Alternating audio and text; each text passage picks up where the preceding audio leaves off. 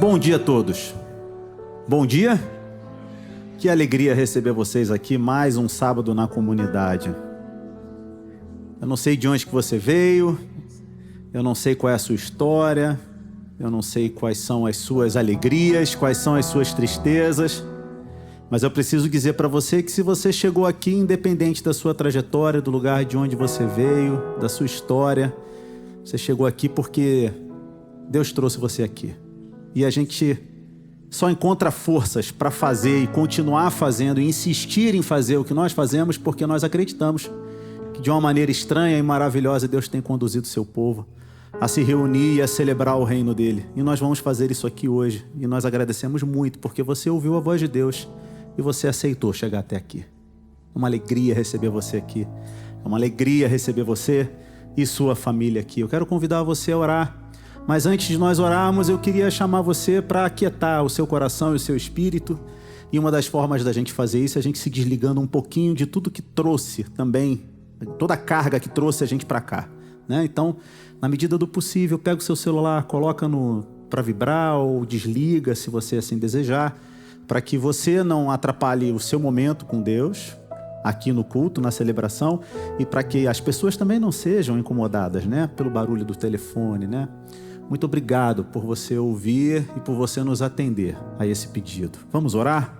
Senhor Jesus, nós louvamos o Teu nome porque o Senhor nos trouxe aqui. O Senhor nos está dando a oportunidade da gente celebrar o Seu reino nesse lugar. Que o Senhor invada o nosso coração, a nossa alma, que o Senhor tome conta da nossa mente, para que a gente esteja 100% conectado com aquilo que vai ser cantado, com aquilo que vai ser falado. Usa-nos, Senhor, de acordo com a Tua vontade. Mova o nosso coração e transforma o nosso caráter para a glória do Senhor, para a glória do Teu nome eternamente, em nome de Jesus. Amém. E amém, e amém. Obrigado por você ter vindo. Queria dizer para você que jamais estamos sós. Quando você chega aqui, por mais que você venha sozinho, de ônibus, de carro, de metrô, não importa o que aconteça, você não vem sozinho porque o Senhor anda com você. Vamos nos colocar de pé e vamos louvar ao nome do Senhor. E vamos dizer, jamais estamos sós.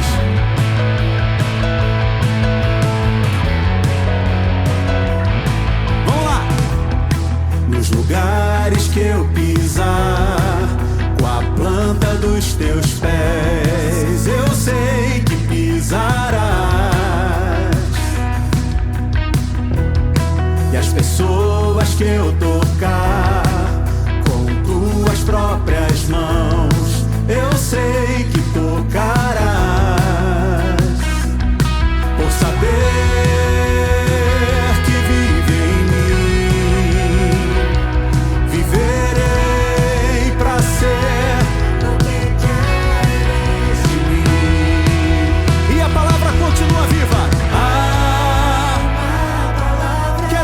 vamos lá, uma palavra viva em mim, bem maior é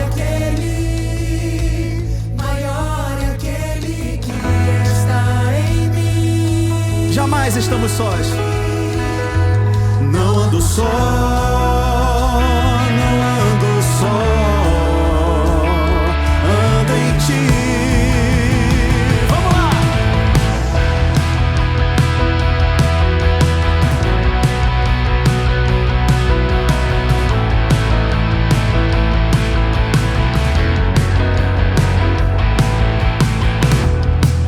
Lugares que eu pisar, com a planta dos teus pés, eu sei que pisarás.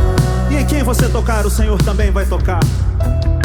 E as pessoas que eu tocar, com tuas próprias mãos, eu sei, por saber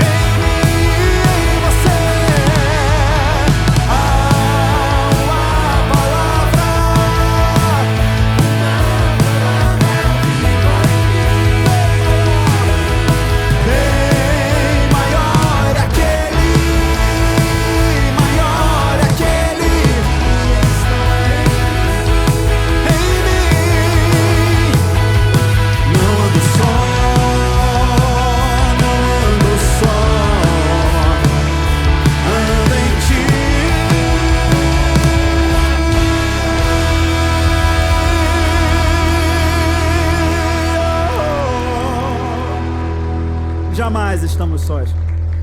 Jamais estamos sós.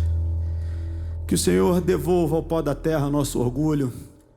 Que o Senhor devolva ao pó da terra todo nosso sentimento de autorreferência, para que Ele construa novamente em mim e em você uma nova vida, e que componha uma canção a partir desse pó da terra.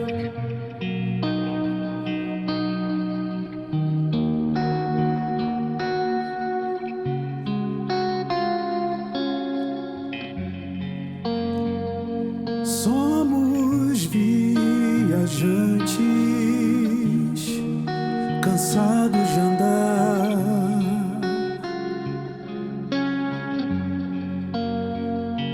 carregando o fardo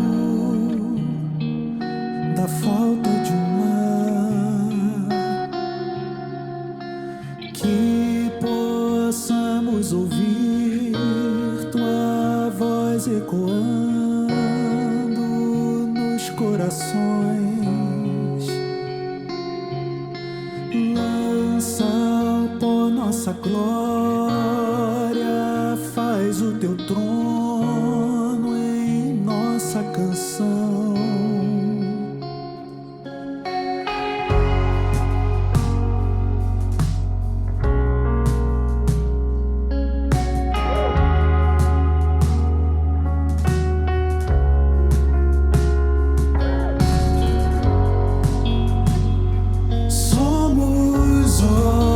Secos,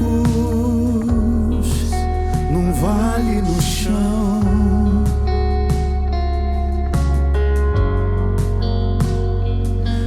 aguardando o sopro da recriação. Que ouçamos a mesma voz, que possamos ouvir tua voz ecoando.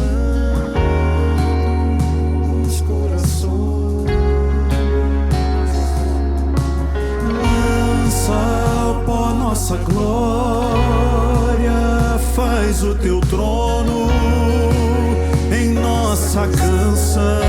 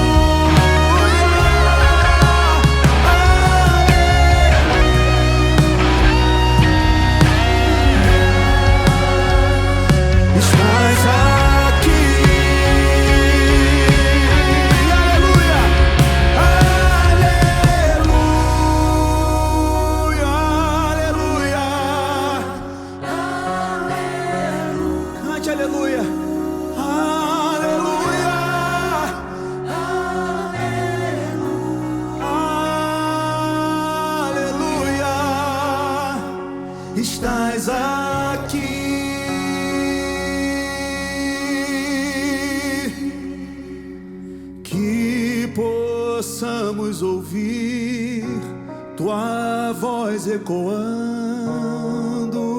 nos corações. Devolva-nos ao pó, Senhor. Lança ao pó nossa glória, faz o teu trono em nossa canção. A mesma voz sempre. Que possamos ouvir tua voz nos corações. Lança ao pó nossa glória, faz o teu trono em nossa canção. Aleluia, aleluia.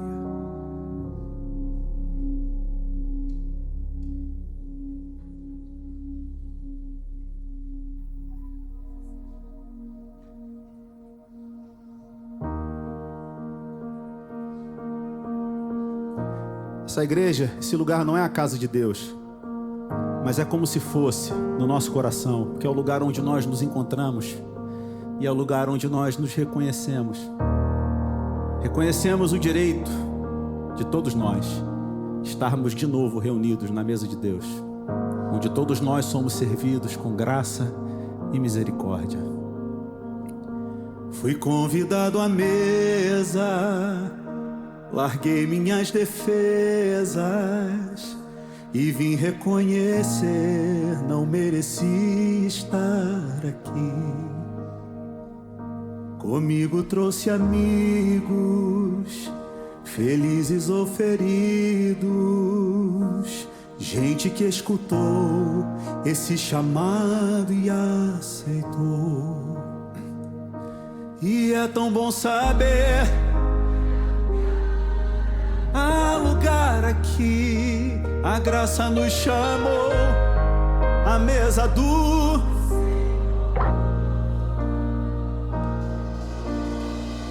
há lugar, há perdão na casa. Quando estamos juntos, nosso encontro é casa de Deus Pai, a esperança e o recomeço.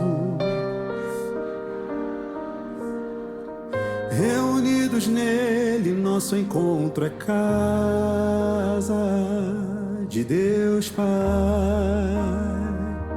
de Deus Pai, de Deus Pai. Chegamos aqui atraídos pela sua voz, pela sua palavra. O som da sua palavra curou a nossa alma, o verbo nos amou da solidão. E é tão bom saber que há lugar aqui, a graça nos chamou, a mesa do Senhor.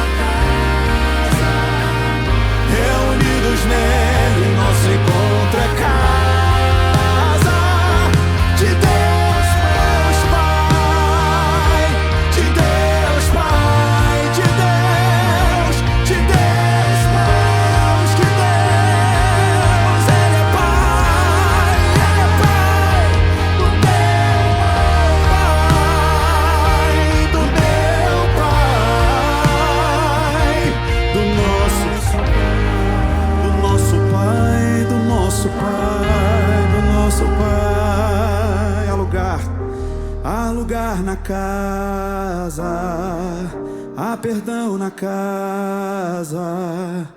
Quando estamos juntos, nosso encontro é casa de Deus Pai, a esperança e um recomeço para todos nós.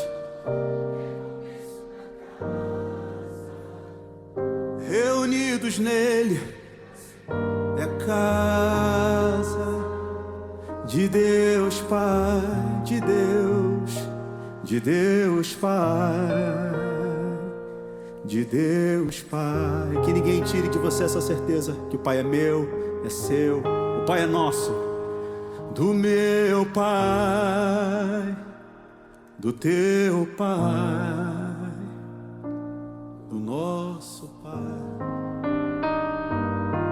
Aleluia. O Pai é nosso, é nosso.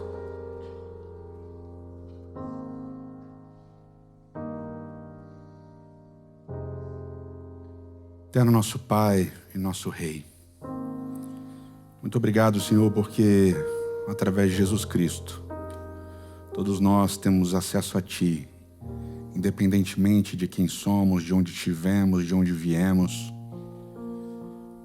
mas com a certeza de que em Jesus, todos unidos, sabemos para onde vamos. Senhor, esteja conosco nesses momentos, por favor. Que o Teu Espírito trabalhe a nossa mente, o nosso coração. É o que nós te imploramos em nome de Jesus. Amém, Senhor. Amém.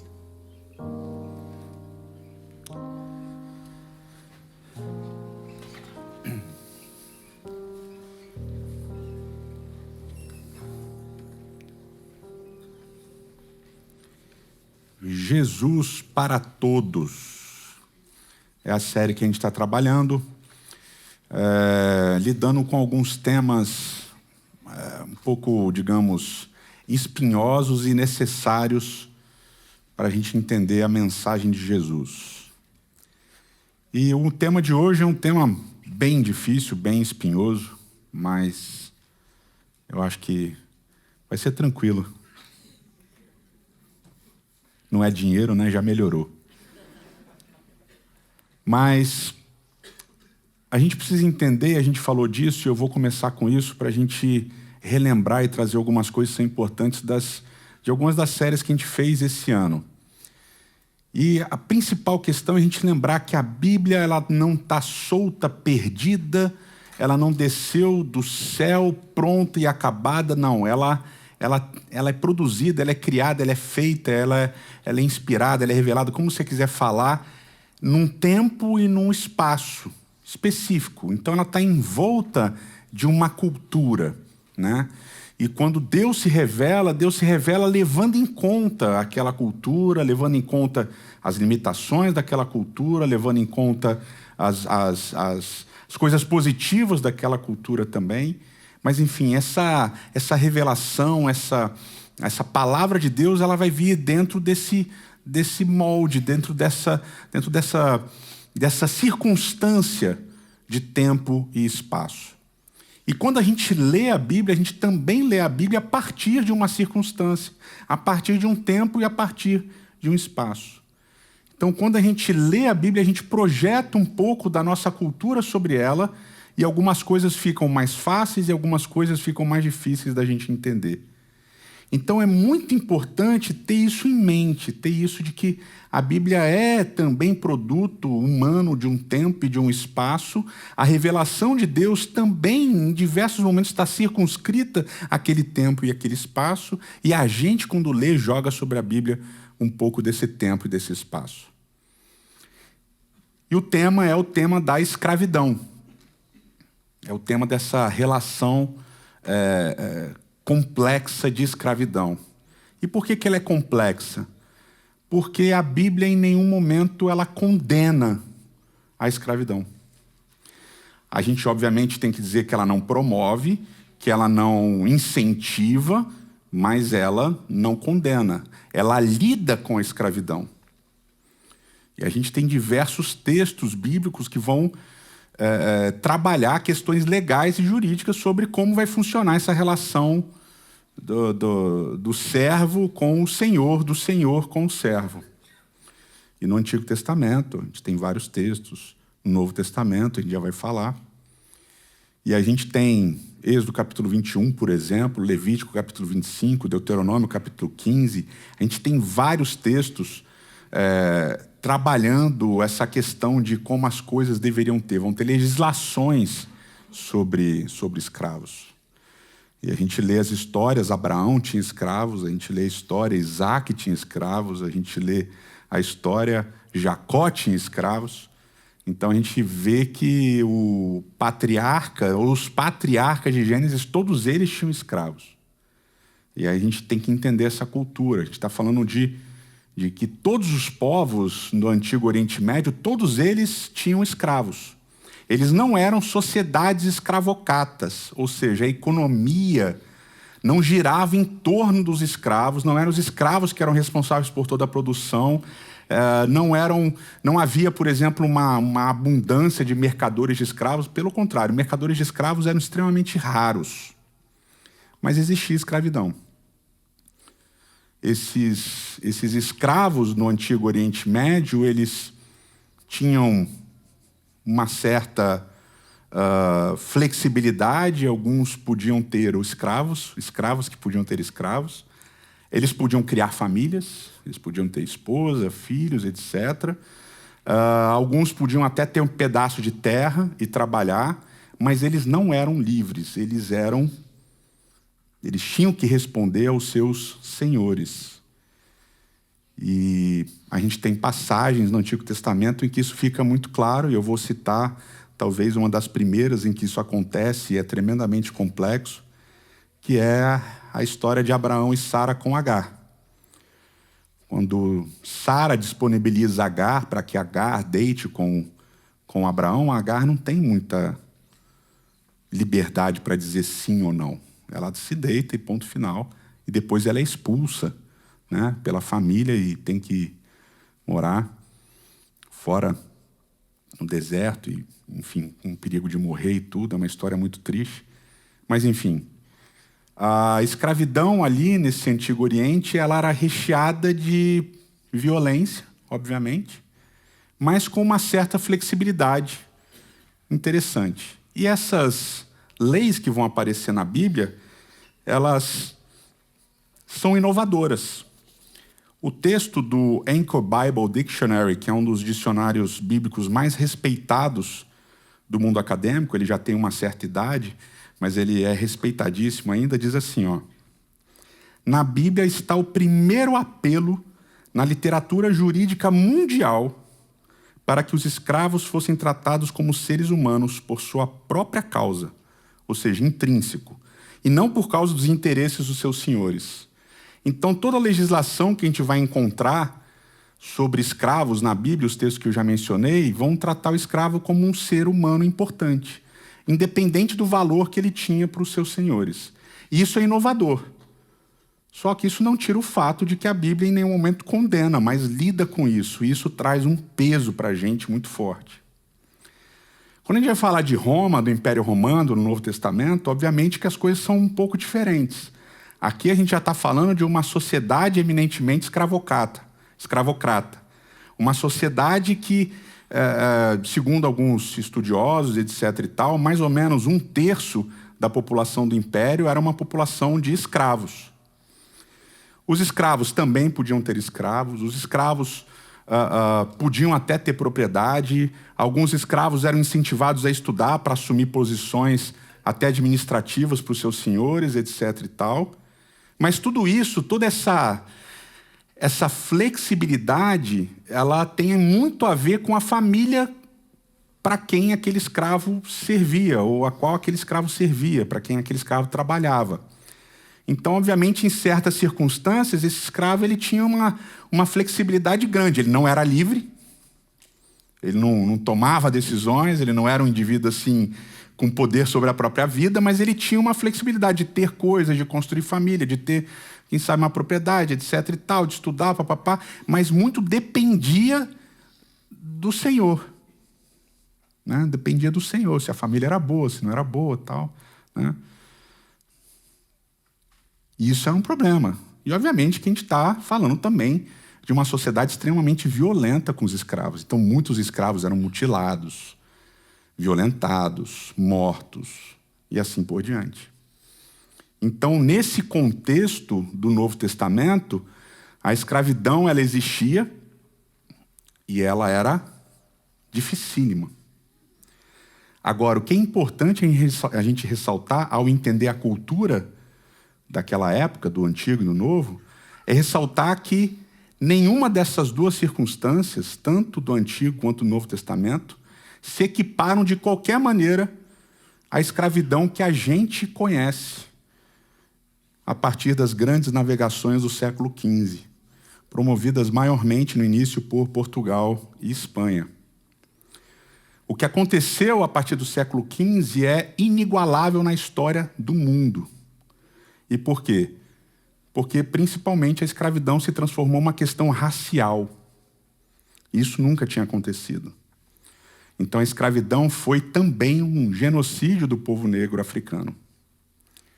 E o que acontece, que é interessante, e isso a gente tem uma série toda, né? Eu fiz uma série inteira sobre isso, explicando todo esse início desse processo de racismo, mas é que começou com os portugueses.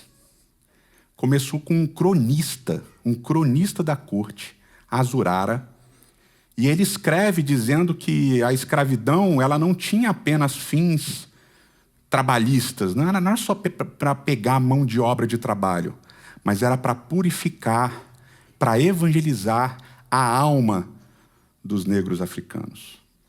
Então, quando ele escreve isso, a igreja se apropria disso e sanciona, fala assim, não, a escravidão é isso mesmo, a gente vai libertar as pessoas do diabo, né? Dessas religiões que eles têm lá, malucas, que adoram as coisas malucas, a gente vai libertar e salvá-los, né? E aí tem essa coloração religiosa. E depois a igreja protestante também abraça essa relação entre escravidão e religião com essa pitada que não existia antes de racialidade, de raça.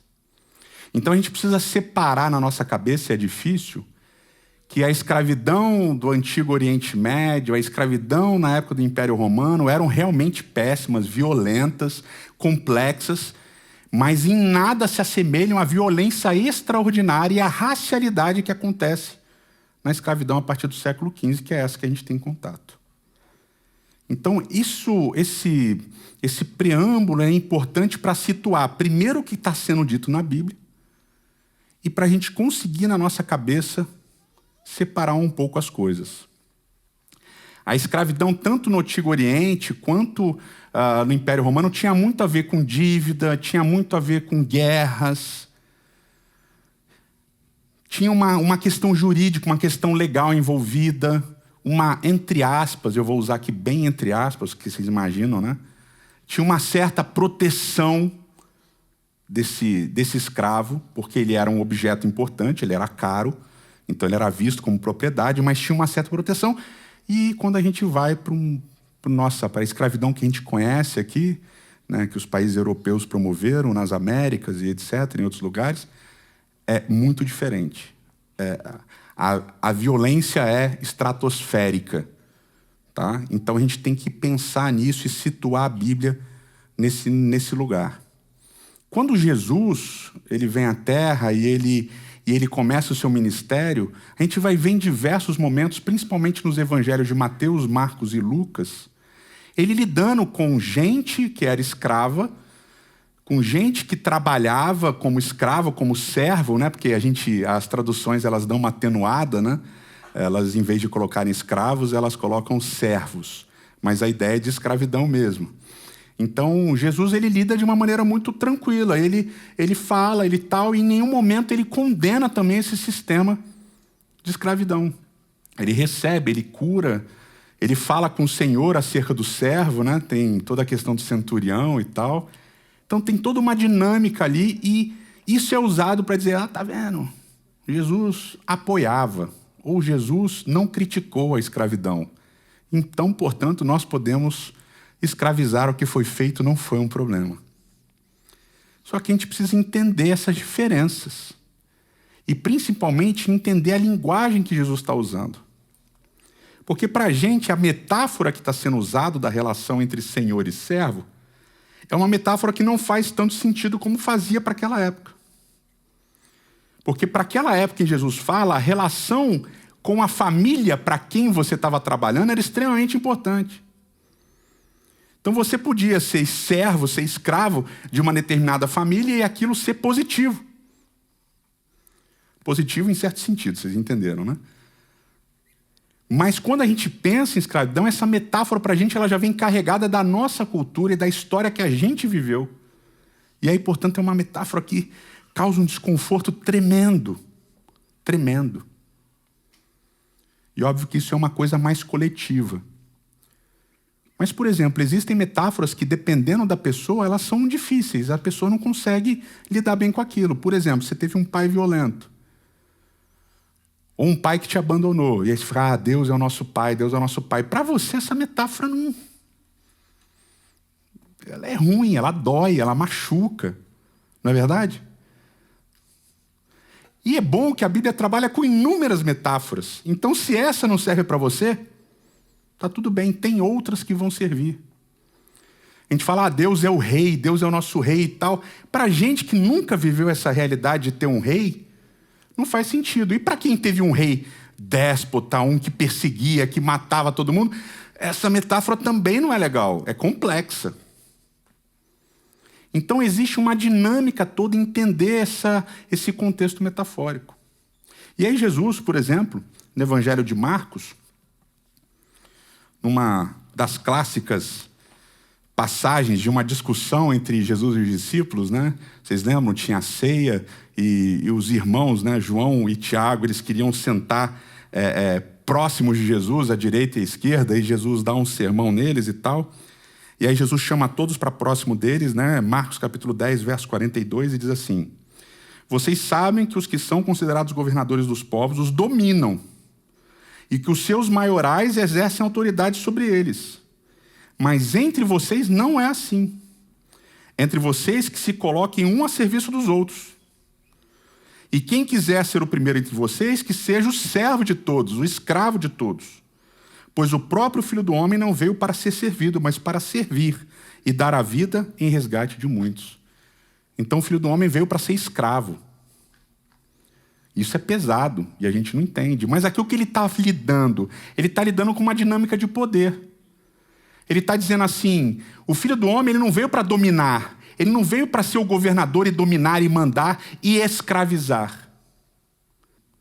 Então Jesus nessa passagem ele está questionando a relação de poder que existe entre o senhor e o escravo. E ele está dizendo, eu não vim para ser o senhor. Ou seja, eu não vim para escravizar. Eu não vim para ser violento. Eu não vim para possuir. Eu vim para servir. Eu vim para ser o escravo. E Jesus se coloca nessa posição de escravo. E ele convida os discípulos dele a se colocarem nessa posição de escravos. Isso é complexo, mas aqui tem um princípio importantíssimo. Jesus faz questão de pontuar para os seus discípulos que a posição dele não é a posição daquele que causa a violência, mas daquele que sofre a violência. Vocês entendem? Tem uma outra passagem muito importante em João, capítulo 13. Em João, capítulo 13, tem novamente uma questão de discussão entre Jesus e os discípulos, e tem um embate ali sobre o lava-pés. Vocês lembram? Eles estão na ceia, novamente a ceia, um lugar de mesa, e agora a disputa não é para quem senta próximo, mas é Jesus, ele assume a postura do servo, ele coloca a toalha e ele vai lavando o pé de todos os discípulos. E vocês lembram? Pedro reage, Senhor, não faz isso, é a gente que deveria lavar teu pé, não sei o que lá. E Jesus fala, se você não deixar eu lavar o seu pé, você não tem parte comigo. Aí Pedro diz, então lava o meu corpo inteiro. E aí Jesus começa a conversar com eles, depois de ter lavado o pé de todo mundo. E ele pergunta, no verso 12, vocês compreendem o que eu fiz? E no verso 13 ele continua, vocês me chamam de mestre e de senhor, Kyrios, e fazem bem porque eu sou. Ora, se eu, sendo Quírios e mestre, lavei o pé de vocês, vocês também devem lavar os pés uns dos outros. Porque eu lhes dei o exemplo, para que, como eu fiz, vocês façam também. Em verdade digo que o servo, o doulos, não é maior do que o seu senhor, nem o enviado é maior do que aquele que enviou. Se vocês sabem estas coisas, bem-aventurados serão se as praticarem. Então Jesus, ele inverte a questão, ele diz, eu sendo o Senhor, eu sendo o dono, eu sendo aquele que de uma certa maneira eu possuo o poder para ter escravos, eu decidi não fazer isso, eu decidi ser o servo. E por isso vocês não vão ser quírios, vocês vão ser escravos, doulos.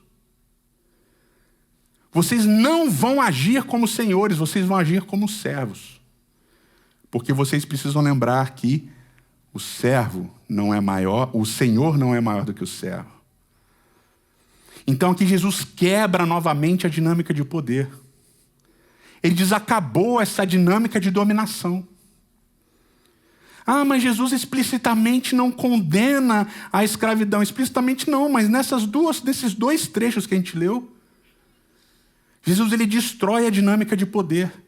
De que alguém tenha poder sobre outra pessoa para tomar as decisões. Porque o que Jesus traz, e nós sabemos disso, é liberdade. E no próprio Evangelho de João, no capítulo 15, um pouquinho mais na frente, ele diz assim, capítulo 15, verso 15. Já não chamo vocês de servos, porque o servo não sabe o que o seu senhor faz, mas eu tenho chamado vocês de amigos, porque tudo o que eu ouvi do meu Pai, eu lhes dei a conhecer. Tudo o que eu ouvi do meu Pai, eu lhes dei a conhecer. Vocês já não são servos, vocês são amigos. Vocês são iguais. Jesus está destruindo essa dinâmica de poder. Jesus está quebrando essa dinâmica de poder. Jesus está ensinando claramente que entre nós não deveria existir alguém que comanda a vida das outras pessoas. Alguém que age no lugar da liberdade, da escolha de cada uma das pessoas. Ah, mas a gente não tem escravidão hoje e tal.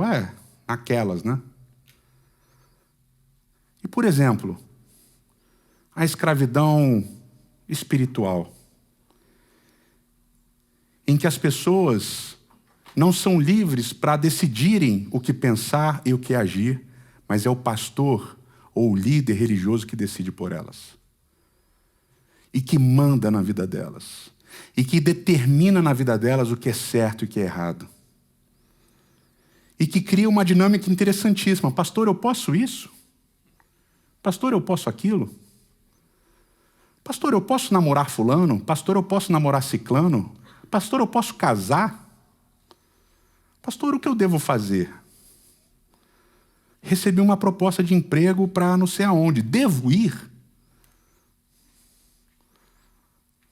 Vocês entenderam a dinâmica?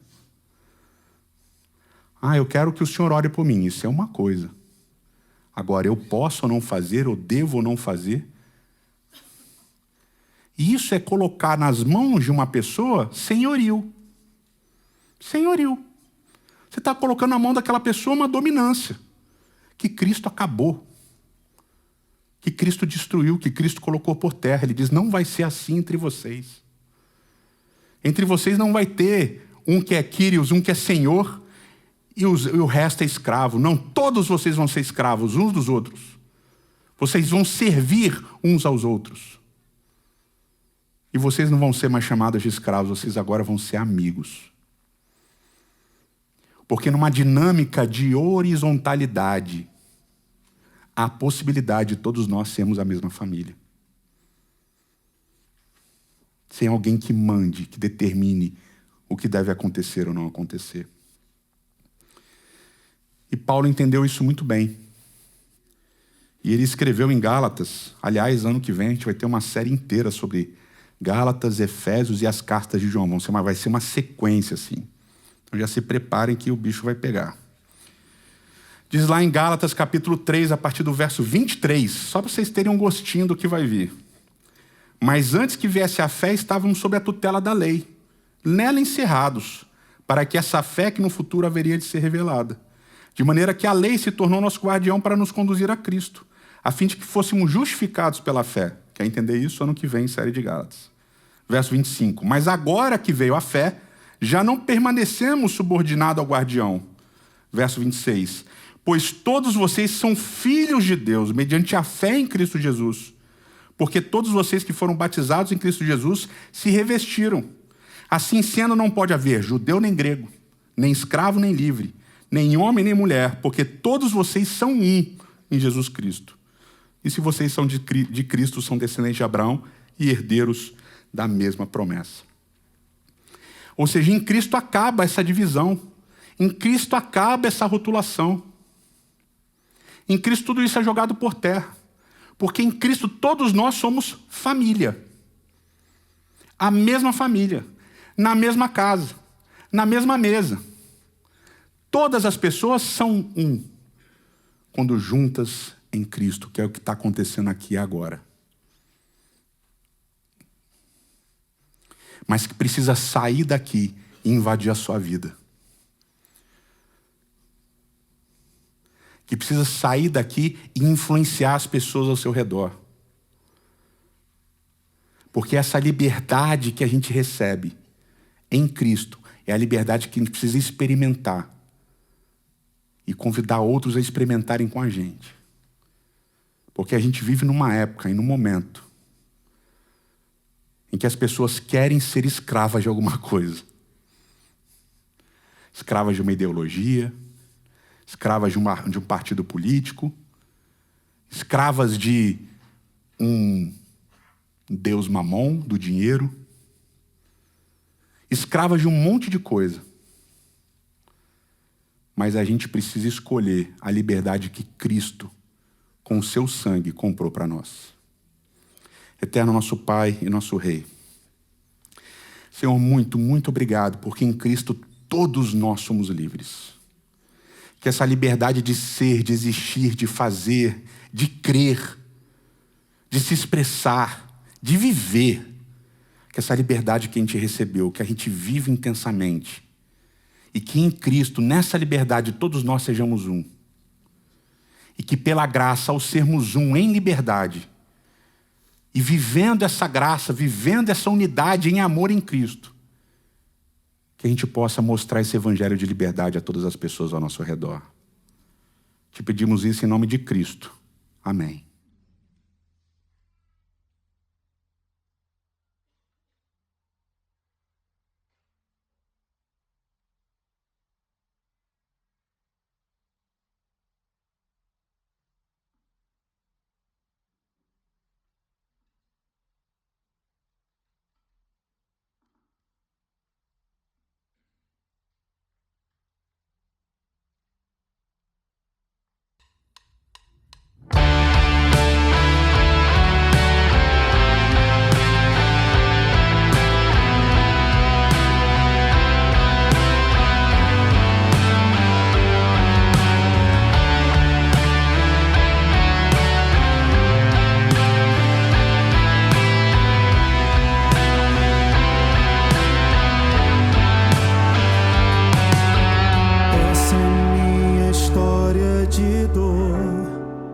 Morri para esse mundo, com Cristo eu me crucifiquei. Eu já nem sei mais quem sou, me olho e nem me vejo mais. Estranho, mas tudo mudou. Pela graça livre sou da morte do pecado, liberto e justificado. Sua morte me salvou. Renasce um novo dia, começa uma nova história.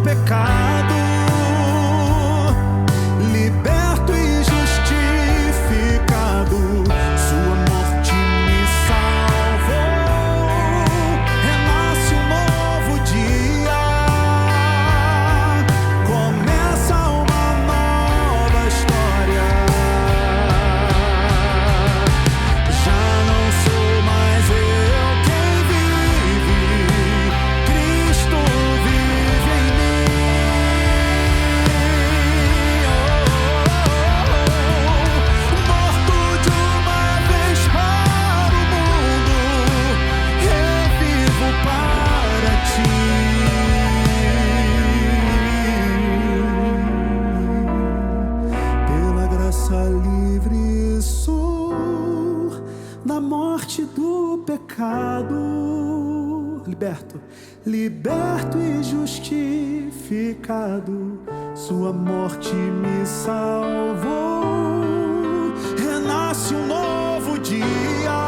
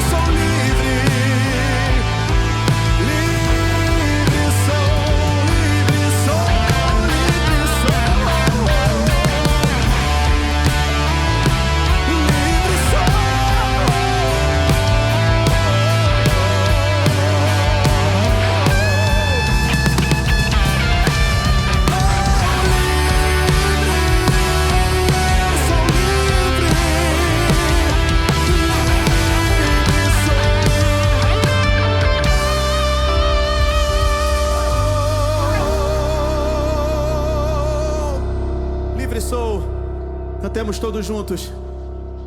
Pela graça livre da morte do pecado. Vamos colocar de pé, vamos louvar a Deus. Liberto e justificado,